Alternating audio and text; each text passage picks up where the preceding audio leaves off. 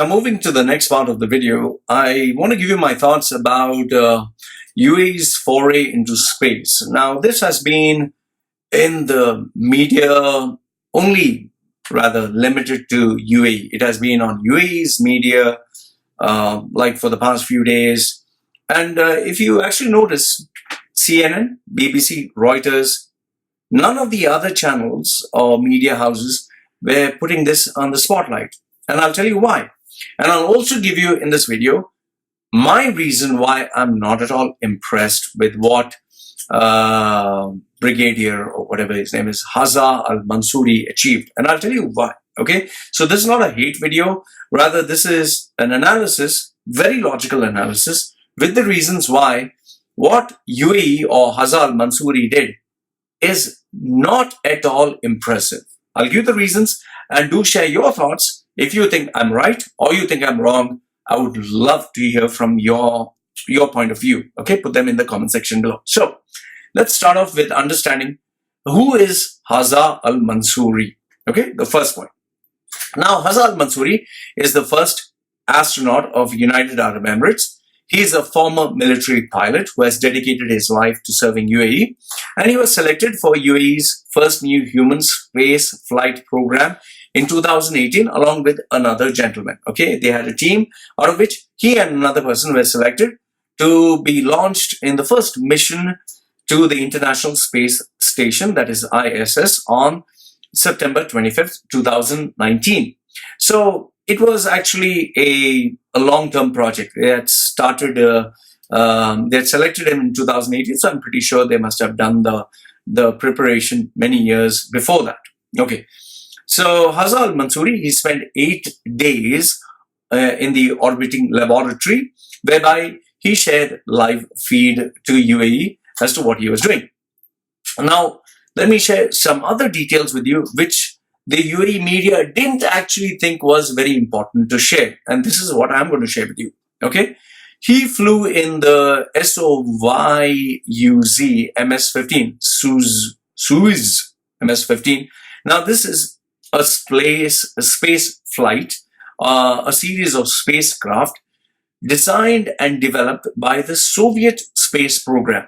Okay. It was by the Korolev Design Bureau, now the RKK Energia, which was started off in 1960 and is still in service even today. So for the past 40, 50, 60, say 60, 60 years, whatever, they've been in existence from the 1960s, so many, many years.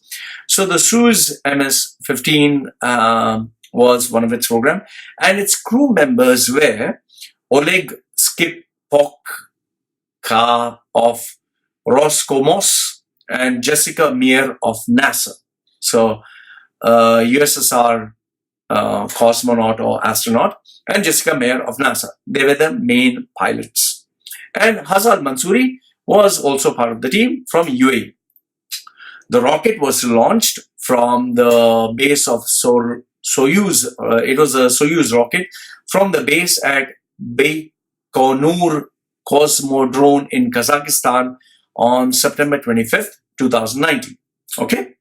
So, until now, I have given you facts that it's a Russian aircraft from a, say, Kazakhstan or Russian base. So, Russian aircraft, Russian base, following Russian technology, with the main pilot being a Russian and the co-pilot being American, US. Okay, so it's Russian aircraft, Russian technology, Russian base with a Russian pilot. So after I've told you this, the question is, what exactly is Hazzaa Ali Almansoori's achievement? So if it's a Russian aircraft, Russian technology, Russian base, Russian pilot, what did UAE achieve? What did the Emirati pilot achieve? Let's go further. Now, the people who have gone to space, as of now, around 565 people have been to space out of 38 countries, as per the FAI guideline. So he is the 566th person. Along with him, the other things that have gone to space is dinosaur bones a cargo tag, Luke Skywalker's lightsaber, Lego figurines, interstellar calling cards, human remains, golf balls, and even a Tesla sports car. So all of them have gone to space, and I'll put the link down below. And officially, 565 people have gone to space.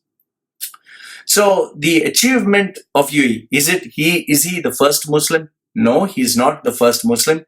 Is he the first Arab? No, he's not the first Arab. Is he the first Arab Muslim? No, he's not. As per Wikipedia, Prince Sultan bin Salman Al Saud, who's a prince, he was the first person of Arabic Muslim descent of Saudi Arabia to fly in a US space shuttle in 1985. So he's the first Arab Muslim. The second one was a Syrian astronaut, Mohammad Faris. He made the space flight program in 1987. So the first one was Saudi, the second one was Syrian as part of the joint Syrian-Soviet mission. Okay, you can check the Wikipedia page for this. So now you have the third Arab Muslim, that is Emirati. Okay, and he's actually the first from UAE. So in terms of achievement, the only achievement that he has is he's the first UAE national. Okay. However, what I want you to keep in mind is the people who have been to space are far more than him, 565 people. In fact, what he has done is nothing great. Now, why do I say what he has done is nothing great? Because if you actually do a little bit of research, there's something called space tourism. So what is space tourism? It's where human beings, normal, ordinary human beings like you and me, we can also travel to space. There is orbital, suborbital, and lunar space tourism, whereby if you have enough money, you can approach the Russian Space Agency, or now other companies like Blue Origin, which Amazon is doing, Virgin Galactic, which Virgin Richard Branson is doing, or SpaceX, which Elon Musk is doing. You can approach any of these companies, either Russian Space Agency, Blue Origin, Virgin Atlantic, or Virgin Galactic, or SpaceX, Elon Musk. And if you have enough money, moolah, money to give them, they wouldn't mind putting you into space. Now, the cost for going into space, before it was initially around 200 to 250 million US dollars per trip. Those were only the very filthy rich people. However, now they made it from 250 million, 200 to 250 million. They made it affordable to 20 million for a 10-day visit to the ISS, that is International Space Agency. So the first 3 participants paid in excess of 20 million US dollars. On June 7th, 2019, NASA even started a new program, that is June 7th, imagine, latest, where starting 2020, it aims to make space travel affordable to people who have money, because obviously it's all about the money, it's all about business. So SpaceX is now using the Crew Dragon spacecraft and the Boeing Starliner spacecraft for public astronauts. So for $35,000, imagine 200 million to 20 million, now it's come to $35,000 per day per astronaut. You can make this possible. If you're looking at ordinary people who have done this task with a little bit of training, the first one was Christina McAuliffe. I hope I got her name right. She was supposed to be the first teacher in space. Unfortunately, in 1986, her Challenger spacecraft exploded, which was tragic. So she wasn't the first teacher in space. It was Barbara Morgan. So an ordinary civilian, a teacher with no extraordinary training, even they were able to go into space.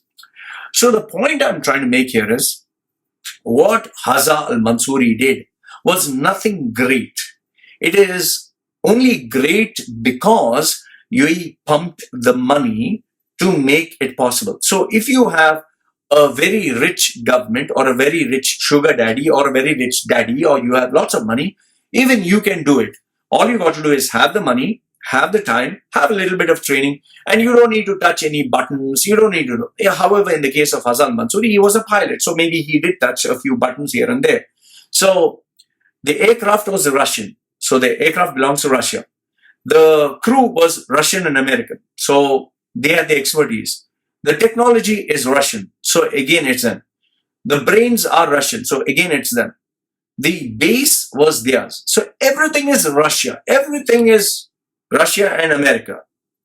So what did UAE achieve? The only thing UAE achieved is, here's my boy, take the money, take my boy, put him into space, make sure that there's a lot of publicity, I'll pay you extra money, put him on media and let him look like the superstar. So all this, what, we are showing Sheikh Mohammed in a nice white area with the white, it looked like a spacecraft. And he was talking, yes, it's a matter of pride because he is the first Emirati. But he didn't do anything. He didn't do anything apart from just sit there in the aircraft, and he was a passenger. And when the cameras came on, he was, hello, how are you? This is Hazzaa Fadl Allah Ali. He was pressing some buttons, which maybe was not even, I don't know if it didn't do anything decisive or major. Like, he was not driving the aircraft, I'm driving. No, he was not driving the aircraft. He was just a passenger there. So if you have lots of money and you're a millionaire, even you can be the next tourist, I'm pretty sure. So there are some people who like to go up in space. So now that is exactly the reason why CNN, BBC, or Reuters, or any international publishing house, they didn't put this as the headlines. It was just some dummy headlines. In fact, what India, a third world country, which has major toilet issues, they were able to send with their rocket, their technology from their country. It was launched from their soil. They were able to send technology up into space without, jumping on anyone else's bandwagon. So they took complete responsibility and ownership of it. That is why if they had done it, had they achieved it, they would be the fourth ever country to do it. UAE did not do that. So with all the big skyscrapers and the erection in the middle of Dubai, that is the Burj Khalifa, that big fuck you middle finger it looks like, and with the shopping malls, Dubai is such a small place, tiny little place. They show like Ferraris and Lamborghinis and big buildings and all that, which is anyway, they are in a massive, loan. So they show all that, but they don't have the capacity to have their own rocket. They don't have the capacity to have their own space. So it's not me hating them. Don't get me wrong. I'm not hating them. I'm just giving you facts. So this great achievement with this saying, yeah, Emirati, yeah, UAE, yeah, we did it. No, if you have fucking money, anyone can do it. They send a fucking teacher, Baba, teacher. They send a teacher into space. If you have money, you can be the first person. You can even be the first person in your family to go into space. Money does the fucking talking. So the point I'm trying to tell you is, it's nothing great. You have fucking money, you can be a space tourist. That is why nobody, made a big noise about it. It's just, he's the 566th person. And normally in Olympics, we remember the gold place, the first place winner, the gold medalist. We sometimes remember silver medal. Hardly anyone remembers. If I ask you who's the second place winner this year, you will not remember. And then nobody remembers the bronze, the third place. Nobody remembers that at all. So do you think people will remember the 566? The only reason people remember him is because he's the first UAE pilot. Okay? Now, if that was not stupid enough, the part which really was idiotic or stupid is where they're trying to say, this, our religion, whatever our religion thought is what NASA is talking about now. NASA. They copied from the Quran. What did they copy? I'm seeing memes, say, science, we went to space and we found Allah Ali, whatever is in space was in the Quran from before. Can you exactly show me specifically where does it say what? Why until now, until the space program, nobody was making any claims. Now all of a sudden after America, which is supposed to be a Christian country, after they did it, it is in the Quran. It is in the Quran. Okay, forget that. Let's not bring religion in the mix.